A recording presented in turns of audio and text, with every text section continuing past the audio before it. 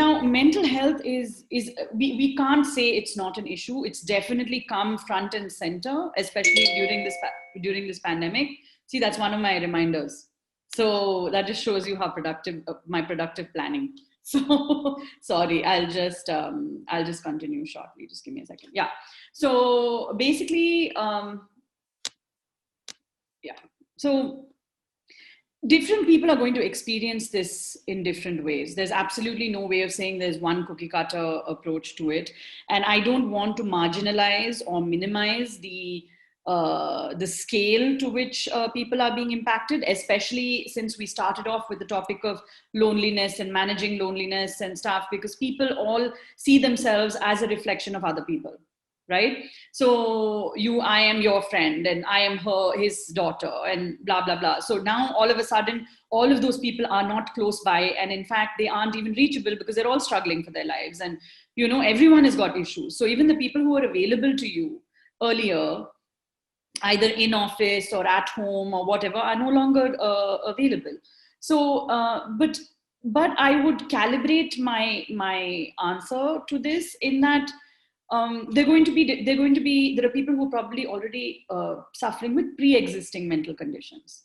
Okay, so those people, for example, people with depression, people with PTSD, people with conditions like that are going to definitely feel it more. And because pre-existing conditions are going to be exacerbated, right?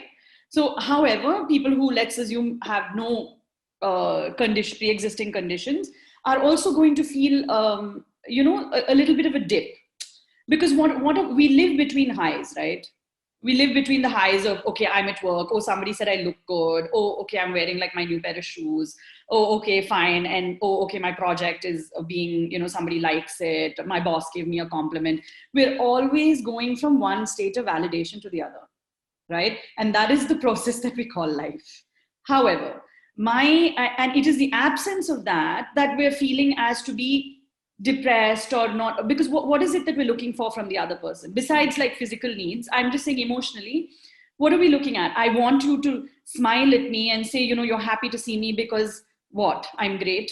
I mean, I'm just saying but we all find our meaning in what our meaning is to somebody else. And I'm not knocking it or saying that's a bad thing. I'm just saying that if we're just going to seek one person's approval, somebody's handshake, somebody's touch, somebody's hug, somebody's smile, to be my validation of my existence and my relevance and my importance as a human being, then I definitely think there is something that we need to rethink these assumptions and this kind of understanding. And I always again would say that, again, being alone does not mean you're lonely. So if you keep relating the two, then because I'll tell you, the most attractive women are the ones who can walk into parties alone.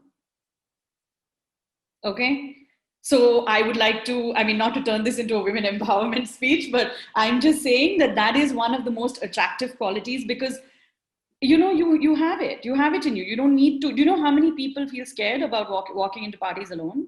Even guys. So if you can take it forward to the fear of public speaking, but I'm just saying that, like, in terms of even socially, we feel like we need to. There are people who don't go to the bathroom alone. Have you heard of that? Girls always go to the bathroom in groups. It's very strange. But I'm just saying, this is a good time to question all of these fundamental beliefs, because what is it? I will tell you that being anxious definitely is, I feel anxious as well.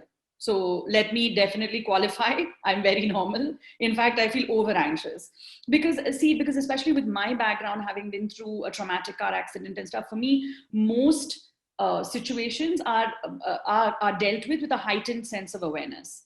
So, but the good thing is, what it does is it opens up my mind to think that, Anjali, if you're feeling like this, I always ask, why are you feeling like this? And then I reflect on it. And then I, split it into, am I really alone or am I lonely? Like, there is a difference. So definitely this change is definitely going to cause anxiety, because let me isolate also the anxiety that is coming from the uncertainty everyone is going to feel. In terms of, will I have my job? Will my college take me next year? Will the cutoff go higher? What will happen? Will I be able to travel?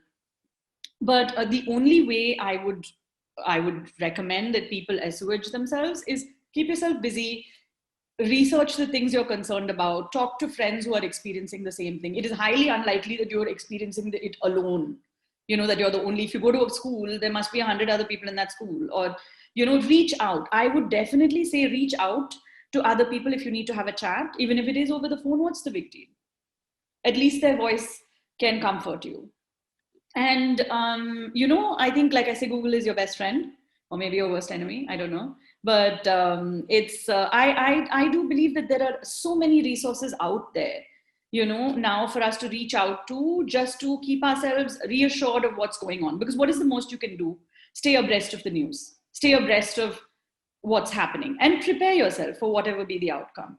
And I would again say you can reduce anxiety by always having a plan B. Now might be a good time to come up with a plan B and, execute it if need be.